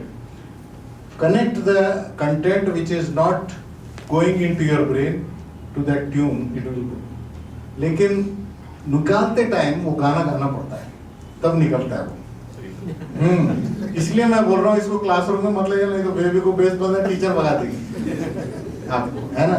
तो this is a last shortcut for biology, physics, chemistry. जो सूत्र याद नहीं हो रहे ना, आपके पसंदीदा गाना, इट कैन बी जनगण मन, जिसका ट्यून आपके दिमाग में बसा हो, उसमें कंटेंट डाल दीजिए, याद हो जाएगा, very easy. But again statutory warning, please leave it after the exams, don't take it into your classrooms. हाँ, तो इस तरह के छोटी छोटी चीजें जो आपको स्ट्रेस देती हैं, कि unknown content is a stress, कि मुझे याद नहीं हो रहा इज ए स्ट्रेस, तो उसके लिए कुछ तरीके निकालिए जो कि आपको याद हो जाए। और मैं सिंपल बोल रहा हूँ, इसका सोल्यूशन आपके दिमाग में है। हाँ, जैसे ये ट्यून आपके दिमाग में है, वो आपका सोल्यूशन। लेकिन हम सोचते नहीं, अरे यार गाने के साथ कैसे जोड़ूं मैं ये केमिस्ट्री का सूत्र, ये तो दिस इज नॉट गुड, ये अच्छी बात नहीं है। ऐसा हमको सिखाया गया है कि फिल्मी गाने सिर्फ एनुअल फंक्शन में होने चाहिए। हाँ, तो वो ये चीजें धीरे धीरे ना आपके स्ट्रेस को घटा सकती हैं। हाँ, द थर्ड इम्पॉर्टेंट थिंग जो आपने कहा वो ये है कि अभी भी मैं बोल रहा हूँ कि थोड़ा स्ट्रेस बच्चों पे होना चाहिए, पूरा स्ट्रेस हटाना नहीं चाहिए बच्चों से, थोड़ा स्ट्रेस होना चाहिए। बस ये है कि बच्चों को इस वक्त लगना चाहिए मेरे मम्मी पापा मुझे परेशान नहीं कर रहे, मेरे सपोर्ट में है। हाँ, ये एक फीलिंग जो है कि मेरे मम्मी पापा मेरे सपोर्ट में हैं और जो भी कर रहे हैं वो मेरे लिए कर रहे हैं, वो फीलिंग अगर उनको आ गया तो स्ट्रेस बच्चों के लिए कम होता है। हाँ, that means this is the time for being a friend. हाँ, जैसे मैंने दूध का, पानी का वो चीज़ देते रहेंगे ना, तो मैं आपके लिए काम कर रही हूँ ये समझ में आता है, तो मुझे लगता नहीं उनको स्ट्रेस कम होगा। मम्मी पापा लोग अपना स्ट्रेस कैसे कम करेंगे ये आप लोग समझ लो, मेरा टेंशन वो नहीं है, बच्चों के ऊपर मेरा ध्यान है। यस मम्मी पापा कैसे करेंगे टेस्ट? वो मेरा एरिया नहीं है, आज मेरे को बुलाया गया बच्चों के लिए। सेम क्वेश्चन अच्छा, है मम्मी सर पापा- कि जो माता पिता है उनका व्यवहार कैसा रहना चाहिए इस दौरान, जो 2 साल है, 6 महीने है, प्रेस भी कम नहीं होना चाहिए और क्रॉस भी नहीं करना चाहिए, तो व्यवहार कैसा होना चाहिए पूरे देखिए, इसको ना 2 वर्ड्स में अगर मैं कहूँ तो लविंग फर्मनेस। मैं एक उदाहरण देता हूँ इसका। लविंग फर्मनेस क्या होता है, यानी डिसिप्लिन भी होना चाहिए और प्रेम भी कम नहीं होना चाहिए। हाँ, ये बहुत महीन लाइन है, इसको क्रॉस करना मुश्किल, और स्पेशली टीनेज बच्चों में ये होता है। मम्मी पापा और उसके साथ झगड़ा होता है, डिफरेंस ऑफ ओपिनियन होता है, वो कोई गलत बात भी नहीं है, लेकिन मम्मी पापा समझते हैं और बच्चे अगर मम्मी पापा को समझते हैं तो कोई ताकत नहीं है दुनिया की उनमें डिफरेंस इतना हो जाए कि वो सुनेंगे नहीं। एक मोमेंट्री 1 साल 2 साल का डिफरेंस होता है, फिर मम्मी के पास ही आएगी वो या आएगा वो, और मम्मी उसके पास जाएगी। ये इसमें इस रिश्ते का कोई तोड़ नहीं है, अल्टीमेटली क्लाइमैक्स यही है। लेकिन जैसा आपने कहा कि मम्मी पापा का स्ट्रेस कम करने का, तो दो तीन इसमें चीजें हैं। लविंग फर्मनेस जो है, आपकी एक्सपेक्टेशंस इतनी होंगी ना तो मुश्किल में पड़ जाओगे आप। हाँ, तो और मेरी एक्सपेक्टेशन चूंकि मैं नहीं कर पाया इसलिए मेरे बच्चे कर देंगे, ये भी गलत हो गया। दूसरी बात यह है कि जिस उम्र में आप बच्चे लोग बैठे हो ना, इनकी एक ही जरूरत है, मेरा ईगो तब सेटिस्फाई होगा जब मैं निर्णय खुद लूंगा। अभी तक तो 8वीं क्लास तक आप मेरे लिए निर्णय ले रहे थे, ये स्कूल में पढ़, ये किताब ले, ये ड्रेस पहन, ये कर, ये चश्मा ले। अब मैं नहीं सुनूंगा, अब मैं बड़ा हो गया हूँ। हाँ, ये जब बच्चों का स्टेज आ जाता है तब मम्मी पापा को थोड़ा सा स्ट्रेटेजी चेंज करना पड़ेगा। मैं उदाहरण देता हूँ, कई लड़कियां लैक्टोज इंटॉलरेंट नहीं भी होंगी ना, दूध और दही नहीं खाना पीना चाहती, ये बहुत बड़ी बीमारी है। तब क्या करना चाहिए, मम्मी पी, तेरे लिए अच्छा है, नहीं पीती। बच्चे ऐसे ही हैं, वो निर्णय लेना चाहते हैं, आप कैसे थोप रहे हो मेरे ऊपर कि मुझे क्या पीना क्या नहीं पीना, तो थोड़ा ट्रैक चेंज करते हैं। अगर ऐसी परिस्थिति आए जिसमें बच्ची वीक है, एनीमिक है, आप दूध पिलाना चाहते हो ताकि कैल्शियम उसको मिले, अच्छा रहे, आपने उसका अच्छा सोचा, वो मान नहीं रही है, तो अपन ऐसा करते हैं कि कुछ ऐसा फीलिंग देते हैं कि उसने डिसीजन लिया। क्या करूंगा, तू हॉर्लिक्स पिएगी कि बोर्नविटा पिएगी कि दूध पिएगी, तू डिसाइड कर। देखिए, अल्टीमेटली तीनों में से कुछ भी डिसाइड करे बच्चे के लिए अच्छा है, और मम्मी का उद्देश्य ये था या पापा का उद्देश्य ये था कि बच्चे के लिए अच्छा हो। तो मैंने उसको 3 ऑफर दिए और तीनों उसमें से कोई भी चूज करेगी, फायदा आप ही का है, उसका ही। ये चाहता है एक टीनेज बच्चा कि मैं, मेरे साथ सख्ती ना हो, प्रेम भी रहे, लविंग फर्मनेस भी रहे, डिसीजन भी मैं लूं और मेरा अच्छा भी हो जाए। तो आप 3 प्रायोरिटी करके देंगे तो आपका फायदा होगा। They will become good friends with you, और ये दूध से लेके करियर तक यही चीजें चलेंगी। ठीक है, आपका स्ट्रेस भी कम होगा, एज ए पेरेंट आपका स्ट्रेस भी कम होगा। बच्चों के साथ दोस्ती करने का तरीका है, उनको विकल्प दीजिए, और तीनों विकल्प ऐसे दीजिए कि इसमें सभी का फायदा हो। सर, अभी समझो यहाँ से हम घर पर जाएंगे पेरेंट्स, और ये तरीका इम्प्लीमेंट करेंगे कि बच्चे तो बोल देंगे कि पापा ये तो लविंग फर्मनेस है करते हैं। बच्चे को बोलना भी चाहिए, इतना समझदार है बच्चा। देखिए, इसमें कोई राज नहीं है, फायदा आप ही का है कि मैं 3 विकल्प, दूध नहीं पीना, हॉर्लिक्स पीजिए, हॉर्लिक्स नहीं पीना, बोर्नविटा पे अभी तक वो विकल्प नहीं था, तो मैंने दिया तो क्या बुरा किया, या मैंने यानी सार्वजनिक तौर पे I have told in public कि ऐसा हो गया, तो ये रहस्य नहीं है कोई, ये आपके फायदे की बात हो रही है। आपके शरीर में ताकत होनी चाहिए इस वक्त, ये उद्देश्य है मम्मी पापा का, उसको पूरा करने के तरीके बता रहा हूँ, nothing secret about this. Apply it for your benefit, don't apply it for your benefit. Question sir. हाँ बेटा। Good evening, sir. Sir, how to overcome fear of failure? Fear of failure comes from some facts, some understanding of facts. Failure क्या होता है, मेरे लिए अलग है, आपके लिए अलग है।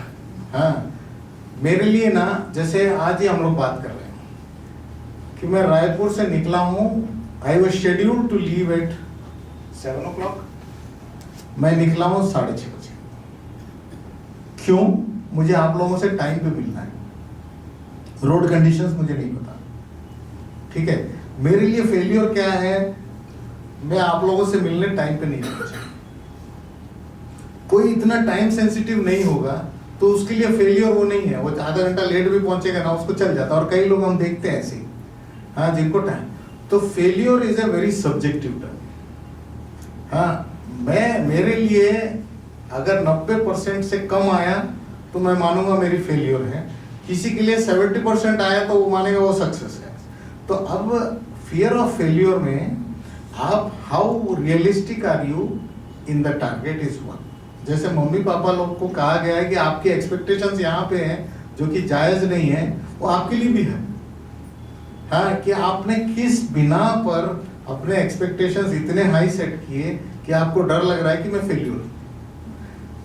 टारगेट सेटिंग में एक बहुत बेसिक चीज है कि मैं एक टारगेट नहीं सेट करना चाहिए, मुझे एक बैंड टारगेट सेट करना चाहिए कि 80 to 90, और बहुत गैप भी नहीं हो कि 50 to 90 होगा तो पक्का पास हो गया मैं, है ना। ऐसा वाला टारगेट सेटिंग मत करो। 80 to 90, 85 to 90 में क्या है, lower band will give you satisfaction कि मैंने मिनिमम अचीव किया, but you should try to achieve the upper band, है ना। The best way to achieve any success over fear of failure is to have a band. That is one. Second is that set your expectations based on 3 things. One is your own talent, आप अपनी क्षमता पे ध्यान दीजिए। दूसरा आपके mummy papa के expectations, और तीसरा आपके दोस्त आपके बारे में क्या सोचते हैं। देखिए, ये तीसरा फैक्टर इसलिए जरूरी है क्योंकि आपके मम्मी पापा आपके बारे में हमेशा ज्यादा सोचेंगे। आप अपने आप के बारे में बहुत ज्यादा सोचोगे या कम सोचोगे? इंफीरियरिटी कॉम्प्लेक्स है तो कम सोचोगे। आपके दोस्त लोग आपके आईना है, वो एक्चुअली आपको सच सच बता देंगे अगर सच्चे दोस्त हैं। हाँ, नहीं तो बोलेंगे तो आप तो राम के जैसे लग रहे हो, सीता के जैसे। मेरे को बोल देंगे राम का कभी सफेद बाल देखा ही नहीं हो तुम लोगों ने किसी भी फोटो में, लेकिन बोल देंगे मुझे आप राम जैसे दिख रहे हो। ऐसे दोस्त नहीं, जो सच्चे दोस्त होंगे they will give you a very, so between these three, if you are able to set your expectations, fantastic. Yes, anybody else? इतना सन्नाटा क्यों है भाई? Yes, sure.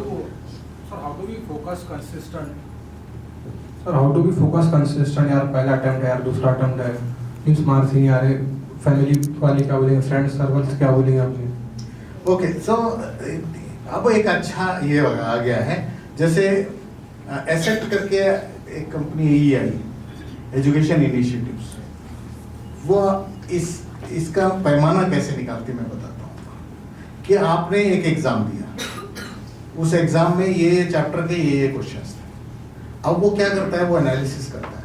हर क्वेश्चन का, हर स्टूडेंट का अलग एनालिसिस होता है। तो वो क्या करता है, कॉन्सेप्चुअल लेवल में ये वीक है, लिखने में ये वीक है, कंटेंट कम है, ऐसे करके 8-10 पैरामीटर्स एक ही क्वेश्चन, हर क्वेश्चन के होते हैं। तो उसकी अंडरस्टैंडिंग कम है, हाँ, उसने पूरा याद जो रटा है वो तो लिख दिया, लेकिन अंडरस्टैंडिंग वाला पोर्शन नहीं लिखा।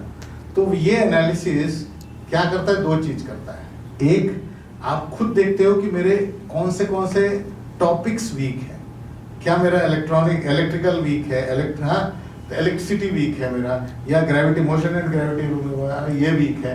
इस तरह से वो चैप्टर वाइज आपको एनालिसिस दे देता है। वो एनालिसिस एक तो आपके काम आता है, दूसरा आप जहां से पढ़े हो उसके ऊपर भी काम आता है कि वो टीचर का ग्रेविटी तो कमजोर नहीं है जिसकी वजह से सारे क्लास के बच्चों का ग्रेविटी कमजोर है। देखिए, ये 2 तरीके हैं, यानी सिर्फ आपकी गलती नहीं है कोई चीज में, हाँ, उसमें टीचर की भी गलती हो सकती है। तो इस तरह का एनालिसिस इजीली अवेलेबल है आज की तारीख में। हाँ, we try and analyse each paper of each student, और वो शायद मेरे को लगता है 1800 रुपये लेता है वो। हाँ, लेकिन वो साल में 3-4 एनालिसिस कर देता है, जिससे पता चलता है कि मुझे इस टॉपिक पे समय ज़्यादा देना चाहिए। अच्छा, इसमें एक अच्छी बात है कि मैंने मान लीजिए कोचिंग ज्वाइन की। हाँ, कोचिंग ज्वाइन करने के बाद फिजिक्स केमिस्ट्री अच्छा है, बायोलॉजी या मैथ्स अच्छा नहीं, लेकिन मेरी तो शादी हो गई इस कोचिंग से, तीनों मुझे यही पढ़ना है। हाँ, तो ये एक फंसने वाली बात है। लेकिन इस एनालिसिस से क्या हो गया कि सिर्फ बायोलॉजी पूरा अच्छा नहीं है, इस कोचिंग में कहना भी गलत है। कुछ टॉपिक्स अच्छे होंगे, कुछ टॉपिक्स अच्छे नहीं होंगे। तो जैसे आजकल ऑनलाइन प्लेटफॉर्म्स आ गए, उसमें आप टीचर चूज कर सकते हो, टॉपिक चूज कर सकते हो। सिर्फ उस टॉपिक में जो आप कमजोर हैं, उस टॉपिक में बेस्ट टीचर उठा लीजिए, चाहे अनअकैडमी में हो, सिंप्लीफाई हो, जो भी कोई भी आपको लगता है। हाँ, उसमें से उठा के वेदांतु किसी में भी उठा लीजिए और बेस्ट टीचर को लीजिए और वो टॉपिक पढ़िए 200 रुपये में। हाँ, मैं पूरा लाख रुपए खर्च करके नहीं पढ़ूँ, सिर्फ वो टॉपिक्स पे कंसंट्रेट करूँ, जब मैं रिपीट कर रहा हूँ जिसमें पोटेंशियल होता है, बट वो उसका यूज नहीं करता है। टीचर्स बोलते हैं कि नहीं आप में बहुत अच्छा है, तो वो उसका 100% नहीं दे पाता या 90% देता है, तो 10% को कैसे कवर अप करें? ओके, आप लोग फिजिक्स में पता नहीं, मुझे पता नहीं पढ़ते हैं नहीं पढ़ते, पोटेंशियल डिफरेंस करके एक चीज पढ़ते हैं। Have you studied potential difference students? Yes you have. उसको अगर हम लाइफ में अप्लाई करते हैं तो 100% पोटेंशियल किसी को भी एक्सप्लॉइट करने के लिए या एसेस करने के लिए कि उसमें कितना पोटेंशियल है, मैं ना टीचर की मानूंगा ना पेरेंट की मानूंगा। पेरेंट हमेशा अपने बच्चों के पोटेंशियल को ओवर एस्टिमेट करते हैं। टीचर आज की तारीख में गवर्नमेंट स्कूल अगर छोड़ दें तो चूंकि बच्चों को लाना एक बहुत बड़ा मुद्दा है, तो मैं पेरेंट को खुश करना चाहता हूँ। मैं बहुत साफ साफ बोल रहा हूँ। हाँ, कई बार आपको बुरा लगेगा, please don't feel bad. Parent को खुश करना स्कूल का जब मुद्दा बन जाता है तो या तो वो नंबर ज्यादा दे देते हैं और पेरेंट उस वक्त के लिए खुश हो जाता है, लेकिन लंबे समय के लिए वो नुकसान कर रहा है। उसी तरह से बच्चा अच्छा नहीं किया बोलने के बदले बहुत पोटेंशियल है लेकिन ये कर नहीं रहा है, पेरेंट भी थोड़ा हाँ है तो इसमें, लेकिन कर नहीं रहा है, तो I will not agree with any teacher assessment of potential of the children. बच्चों में भरपूर पोटेंशियल होता है, आप चाहे माने चाहे नहीं माने, किसमें पोटेंशियल है और कितना पोटेंशियल है ये समय बताता है। हाँ, ये न टीचर के बस की बात है, क्योंकि टीचर 4 सब्जेक्ट में बच्चे के पोटेंशियल बता पा रहा है, उसके बाहर उसने ना दुनिया देखी है ना बच्चा देखा है। जबकि उस बच्चे में जो पोटेंशियल है, हो सकता है आप माप तो रहे हो 4 सब्जेक्ट से, लेकिन हो सकता है उसका 5वां पोटेंशियल, हम उसको इग्नोर कर देते हैं। So I am totally against this judging against of potential of children. We don't understand the potential. Children have huge potential. और कोई भी एक बच्चा मुझे दे दीजिए, मैं बताऊंगा उसका पोटेंशियल क्या है। बिना पोटेंशियल का बच्चा मिलेगा ही नहीं आपको। किसी भी चीज में हो सकता है, कोई जरूरी नहीं फिजिक्स में ही हो, मैथ्स में ही हो, केमिस्ट्री। व्हाई डू वी जज? तो जब आपने पहचान लिया, मान लीजिए एक स्टेज पे आके माँ बाप ने भी पहचान लिया, बच्चे ने भी पहचान, क्या हम उसको रेस्पेक्ट कर रहे हैं? बच्चा बैडमिंटन में बहुत अच्छा है, लेकिन मेरे को देना है नीट। अब मैं उसके बैडमिंटन का पोटेंशियल बगल में रखता हूँ और बोलता हूँ तू कॉन्सेंट्रेट बायोलॉजी, हाँ अभी बाद में देखेंगे बैडमिंटन, तो उसका पोटेंशियल तब कहाँ गया? तो एक बार इफ इट इज पॉसिबल, बच्चों का ट्रू पोटेंशियल उनके दोस्तों से पूछिए, क्योंकि उनको कोई स्वार्थ ही नहीं है पोटेंशियल बताने का। मम्मी पापा को स्वार्थ है मेरा बच्चा हाईलाइट होगा करके मैं पोटेंशियल बताता हूँ। टीचर को स्वार्थ है उस पेरेंट को खुश करना है, तो मैं उसका पोटेंशियल बताऊंगा। दोस्त का क्या स्वार्थ है? कोई स्वार्थ नहीं है, दोस्ती टूटेगी नहीं, आप लोग की दोस्ती तो पक्की होती है। हाँ, तो दोस्तों को कई बार कई पोटेंशियल पता रहते हैं। मैं गाना गाता हूं करके मेरे मम्मी पापा को नहीं पता होगा, कई बार होता है ये चीज, क्योंकि आपने एनकरेज नहीं किया उसमें, कॉन्सेंट्रेट ऑन बायोलॉजी। तो one thing is potential is a very vast term. एक पोटेंशियल और एक तारे ज़मीन पर में पिक्चर देख के टीचर बहुत आसानी से बोल देता है ये बच्चे को डिसलेक्सिक है, 100% झूठ। यानी मैंने एक पिक्चर से मान लिया कि मुझे डिसलेक्सिया क्या है पता है, सिर्फ वो वर्ड समझ लिया हमने कि ये उल्टा ऐसे ऐसे दिख रहा है, ये उल्टा लिख रहा है, ये तो डिसलेक्सिक। इतना आसान नहीं है, leave it to experts. Teacher expert बनने की कोशिश नहीं करिए। बच्चे को आप जब बोलते हो कि ये तकलीफ है तो वो उसके ऊपर लेबल होता है, वो लेबल लेके चलता है। तो तारे ज़मीन पर से आप लोग एक्सपर्ट नहीं बन गए teachers, please don't label children. हाँ, तो ये वो कुछ चीजें हैं जो पिक्चरों ने भी बिगाड़ा है हम लोगों को भी।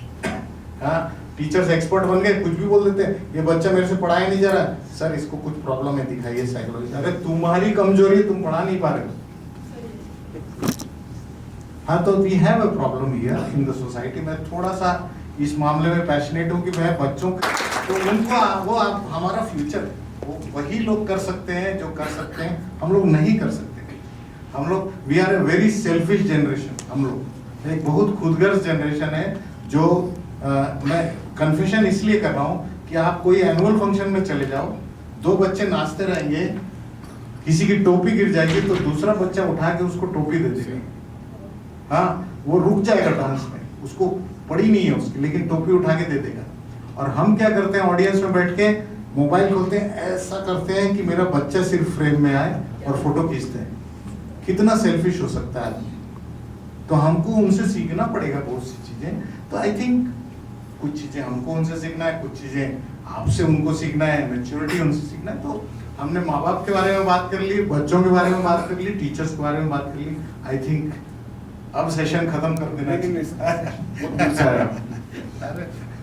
सर, जितना मैंने समझा है, अभी आप बाल आदमी पार्टी के लग रहे हैं आप। बाल ठाकरे।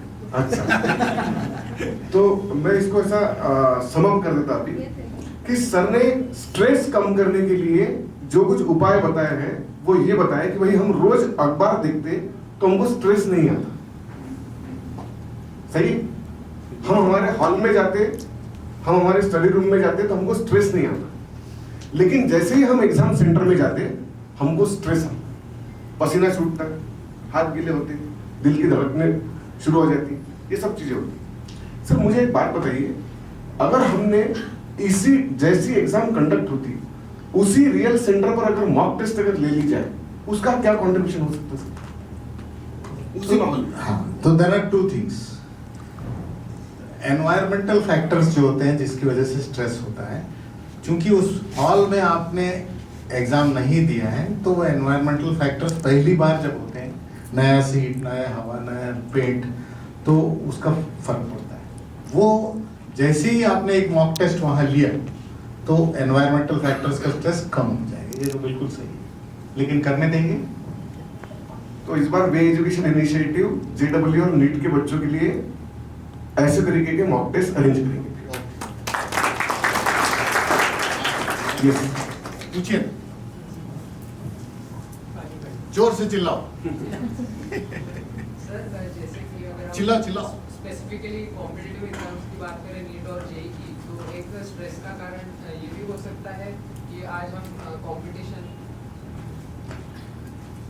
कंपटीशन की लेवल्स की बात करें सर, जैसे अगर हम रिसेंट ट्रेंड्स देखें, ऑलमोस्ट 17 लाख स्टूडेंट्स ने इस साल जेईई की एग्जाम दी, नीट की एग्जाम भी पिछले साल लगभग 23 लाख स्टूडेंट्स ने दी। तो सर ये एक अनसर्टेनिटी, क्योंकि हर कोई बच्चा एग्जाम क्यों देता है, अपना एक ब्राइट फ्यूचर सिक्योर करने के लिए सर, लेकिन एक अनसर्टेनिटी कि मेरा होगा कि नहीं, इतने सारे बच्चे, लाखों में बच्चे एग्जाम देते हैं ये, तो सर हमें कहा तो इजीली कह दिया जाता है कि फ्यूचर का सोचो मत, आप अपनी प्रिपरेशन पे फोकस करो, लेकिन सर वो एंडिंग थॉट दिमाग में आता ही है सर कि इतने सारे बच्चों से मुझे फाइनली देख के सर एक क्वेश्चन रहता है सर। तो इसलिए सर इस अनसर्टेनिटी और इस कंपटीशन के ख्याल को कैसे टैकल किया जा सकता है सर?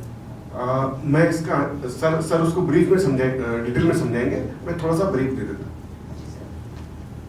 सर एजुकेशन में सेंट्रल गवर्नमेंट को एडवाइजर है, सही। अमेरिका में एजुकेशन के सिस्टम को सही करने में उन्होंने कंट्रीब्यूशन दिया।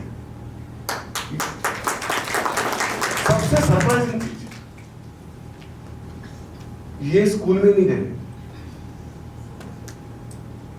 और पास इन्होंने उस सेगमेंट का मैनेजमेंट, होटल मैनेजमेंट सेगमेंट का आईएएस लेवल का एग्जामिनेशन जो होता वो क्रैक किया। अब ये करते क्या थे, तो 8 साल के जब ये थे तब ये इडली का ठेला चलाते थे, घर गरीब था इसलिए। बाकी बहन भाई पढ़ सकने को ना, उनका खाना पीना हो सकने को ना, इसीलिए ये ठेला चलाते थे। खुद सैक्रिफाइस किया स्कूल। अब सोचो कितना उतार चढ़ाव पूरे लाइफ में। काही सोपं असेल का आयुष्य? आणि त्या सगळ्या प्रवासातून हा माणूस इथे पोहोचलेला आहे। तो यार स्ट्रेस हमारे लाइफ में क्या है फिर? तुम यहां पर जो बैठे हैं, क्या लाइफ, क्या स्ट्रेस चल रहा है? मेरे पेरेंट्स ने तो बहुत कुछ किया भाई मेरे लिए, मुझे वैसा स्ट्रेस नहीं था। आप बताओ आपको किस तरीके से, मतलब ये काम अपने को करने पड़ेंगे। पर काम किती 16 घंटा का ऍट द एज ऑफ 8 वर्षाचा पोराला काय गरज असते सांगा बरं, दुसरीच असते यांच्यासारखं या पोरीसारखं। तो मुझे लगता है यार, मालूम है क्या, हमको इनका चेहरा हमारे जहां पर हम स्टडी करते ना वहां पर रखने को है, और इनको देख के हमने खुद को प्रिपेयर करने को। मैं रिक्वेस्ट करूंगा कि वो पार्ट आप थोड़ा सा शेयर कीजिए। नहीं, उसका सवाल जो है उस पर अपन जाते हैं। यू आर राइट कि कंपटीशन बढ़ रहा है। मेरा सोचने का तरीका थोड़ा अलग है। अपॉर्चुनिटीज बढ़ रही हैं। हाँ, पहले जो लाख बच्चे देते थे IIT JEE, उनके पास और कोई विकल्प ही नहीं था। हाँ, अभी VIT, SRM, ये फालतू गेल पीटी मणिपाल, हाँ 10,000 यूनिवर्सिटी, शारदा, MIT, ये सब चीज आ गए, and all of them give the same engineering. Okay, so मेरे पास एक बैकअप प्लान इजीली अवेलेबल है। हाँ, जो JEE के स्कोर से मुझे मिल जाएगा, you don't have to give a separate exam. एक ये है। दूसरा है, मुझे लगता है जो आप लोगों को समझना पड़ेगा एक चीज, राष्ट्रीय शिक्षा नीति में एक बहुत इंपॉर्टेंट चीज कही है। हाँ, and you will have to learn this. Let's say कि मेरा JEE नहीं निकला, लेकिन मुझे ना IIT से करना था, तो मैंने ले लिया किसी भी एक, मैं यूनिवर्सिटी का प्रचार नहीं कर रहा हूँ, किसी भी एक यूनिवर्सिटी में ले लिया आपने, हाँ पुणे में या जो भी नजदीक में ले लिया आपने। अब राष्ट्रीय शिक्षा नीति में एक प्रावधान यह है कि आप 2 डिग्रियां एक साथ कर सकते हैं, दोनों ऑफलाइन हो सकती हैं, एक ऑनलाइन एक ऑफलाइन हो सकती हैं, कुछ भी हो सकता है, एक ही यूनिवर्सिटी से हो सकता है, अलग अलग यूनिवर्सिटी से। पहले नहीं होता था। मेरे बायोडाटा में अगर मैंने लिखा है MSc किया है इस साल से और BEd किया है, तो एक डिग्री कौन सी है बताओ जिसको मान्य करे, दूसरी अमान्य। अब अलाउ कर दिया है कि 2 डिग्री साथ में। मैं ये क्यों बता रहा हूँ कि अगर आपने मान लीजिए IIT से सोच लिया, तो IIT का कोर्स आया है BSc इन डेटा प्रोग्रामिंग। उस प्रोग्राम की खासियत है कि IIT मद्रास चलाता है और उसमें JEE देने की जरूरत नहीं है। उसमें 45 डेज का एक प्रिपरेटरी प्रोग्राम समर में होगा। हाँ, और समर में आपने 50,000 लोगों ने उसमें भरा, ठीक है। अगर उसमें से 50 के 50,000 45 डेज के बाद एक एग्जाम होता है कि मैंने 45 डेज में जो सिखाया है उसी में से एग्जाम होता है, और 50% क्वालिफाइंग है। अगर 50 के 50,000 बच्चे क्वालिफाई कर जाते हैं, वो कोर्स आप कर सकते हो, और वो आपके जो डिग्री जहाँ से भी रेगुलर कर रहे हो उसके साथ साथ कर सकते हो। तो आपके बायोडाटा में 2 डिग्रियां हैं, एक वो फलाना यूनिवर्सिटी से और दूसरा IIT से। तो मेरा कहना है कि हारने की कोई जरूरत इस वक्त दरकार ही नहीं है। आपके पास इतने रास्ते हैं कि आप कुछ भी ना होना तो भी बहुत कुछ हो जाएगा। Now we have opportunities n number of, आपके पास नहीं है मुझे बताओ, मैं आपको बताता हूँ, क्योंकि हमारे पास अवेयरनेस कम है इसलिए इस तरह की चीजें आपके पास नहीं आ रही। हाँ लेकिन है आपके पास। हाँ IIM के कुछ कोर्सेज फ्री में आज इस साल से चालू कर दिया उन्होंने, तो IIM का ठप्पा मिल जाएगा आपको। हारना मत बस, हाँ कि मैं हार गया ये सोच नहीं आनी चाहिए, रास्ता निकालना है कि जीतू कैसे। हाँ तो थिंक डिफरेंटली कि there are more opportunities now than earlier, there is more competition in JEE, yes I agree, but even if you don't do JEE there are more opportunities। इन्होंने बता दी मेरे कहानी क्या है कि नीचे से यानी डब्बा गोल है, फिर भी मैं हूँ जहाँ हूँ, तो I think there is chance, good opportunities. Yes sir नक्की नक्की। तर होप सगळ्यांना समजलं असेल याचा कार्यक्रमाचा उद्देश काय होता। उद्देश हाच होता की स्ट्रेस घालवायसाठी जे काही तरीके आहेत सरांनी सगळ्या सुरुवातीलाच आपल्याला सगळ्यांना सांगितलेलं आहे कि भाई परीक्षा बायोलॉजिकल टाइम क्लॉक के हिसाब से प्रिपेयर करो, घबराओ मत, लोग क्या बोलेंगे इसकी तरफ सोचो मत, अपने मम्मी की तरफ देखो, पेरेंट्स की तरफ देखो, अच्छे से प्रिपेयर करो। या सगळे इंपॉर्टेंट टिप्स दिलेले हैं और टिप्स मैं सर को कभी मोटिवेशनल स्पीकर नहीं बोलता, सिर्फ वो स्पीकर नहीं है, उनके एक्शन में भी है, उन्होंने अचीव किया है अपने लाइफ में। सरांनी जसं तू एक प्रश्न विचारला ना, मी तुला एक अमरावतीचा एक किस्सा सांगतो। अमरावती में सर एक डॉक्टर है, वो डॉक्टर ना, मैं नाम पब्लिकली बाद में बता दूंगा, रिकॉर्डिंग चल रहा हो गलत हो जाएगा।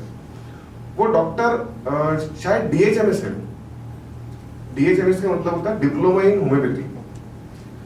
वो मेडिकल की एलोपैथिक की प्रैक्टिस करते और नंबर 1 आज के डेट में GP है वो अमरावती, नंबर 1 जनरल प्रैक्टिशनर। और मुझे सीनियर फिजिशियंस ने ये बोला है कि इनका जो डायग्नोसिस है बोले काफी MD लोगों से भी ज्यादा अच्छा है बोले। मैंने पूछा ऐसा क्यों है करके, वो कंटिन्यूअस लर्नर है बोले, रोज सीखता बोले, यहां तक पहुंच गया बोले। हमारे MBBS वाले नहीं कर सके बोले, MD वाले नहीं कर सके बोले, वो वहां पर पहुंच गया। मुझे बहुत इंस्पायरिंग लगा कि कोई एक पड़ाव पर अगर फेलियर पास अगर आ भी जाता है तो कोई फर्क थोड़ी पड़ता उससे, आगे है ना। जवाहर सर तो उसके अच्छे एग्जाम्पल है। तर त्याचं कशाला टेन्शन घेऊन राहिले, क्या बोलते फियर ऑफ फेलियर का, पूरी जिंदगी पड़ी है ना प्रूफ करने के लिए। मुझे लगता नहीं कि इसका टेंशन लेने। सत्य नडेला शायद कोई IIT से नहीं है, फिर वो कोई प्राइवेट कॉलेज से पढ़े, माइक्रोसॉफ्ट चीफ है। तो इतना थोड़ी टेंशन लेंगे, जितना डिजायर्ड सर ने बोला है आप जितना कर सकते हैं अपने कैपेसिटी के हिसाब से उतना करो, अच्छे तरीके से प्रिपरेशन करो। कुछ भी अगर दिक्कत अगर आती है तो आप डायरेक्टली जवाहर सर से आप कांटेक्ट कर सकते हैं, उनके ईमेल के थ्रू, वो आपको गाइड करेंगे कि फ्यूचर में कैसे आगे बढ़ने का करके। ये बोलते हुए मैं मेरा प्रोग्राम जो था क्वेश्चंस ये रोकता हूँ। आप सभी लोग आए यहाँ पर, इस चीज को फॉलो करेंगे, इम्प्लीमेंट करेंगे और सक्सेसफुली इतने अच्छे कॉम्पिटिटिव एग्जाम को आप क्लियर करेंगे, ये शुभेच्छा देता हूँ और मेरे वर्ड्स रोकता हूँ। Thank you Jawahar.